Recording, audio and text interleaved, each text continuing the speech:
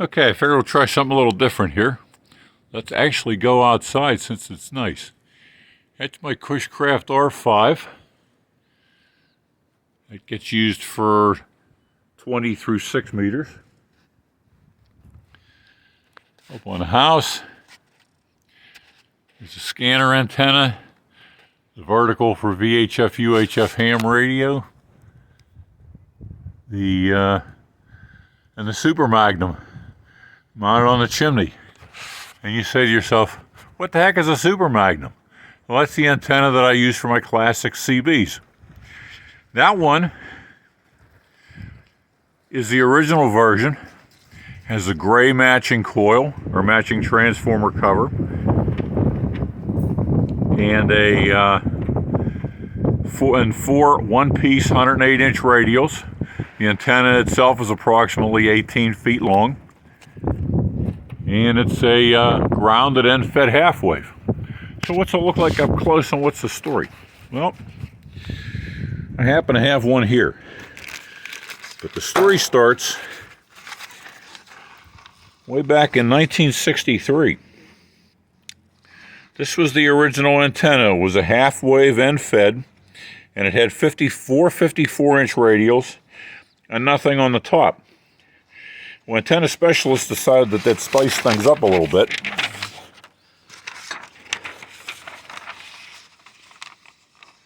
And come up with the new Super Magnum.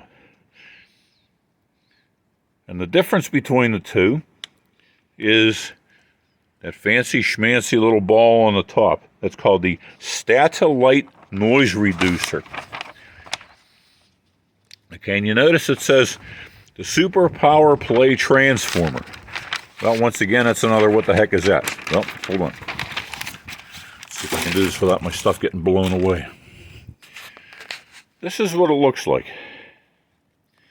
Because it's a half wave, it has a very high impedance, very high natural impedance.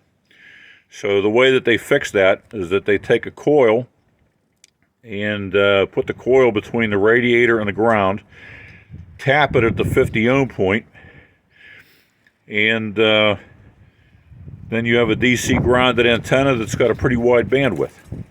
Now the coil cover on the later versions, which they came out with,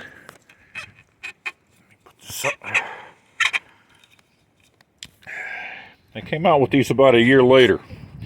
And the reason why is that the gray one didn't have a drain hole in it.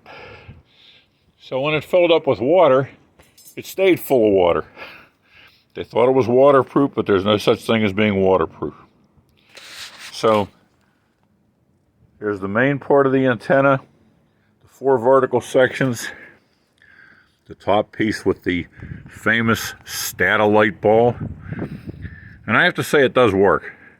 My Penetrator used to scream when it rained, and my Starduster wasn't so good in the rain either. The radials for the later ones, because it was difficult to ship those 9-foot-long solid-state radials, they called them, they made them 2 pieces, and they're 4.5 feet long. So the biggest knock against the Super Mag is that when it rains, the SWR goes up. And people have spent thousands of hours and millions of dollars trying to stop that, trying to waterproof the antenna. The problem isn't the water or the antenna.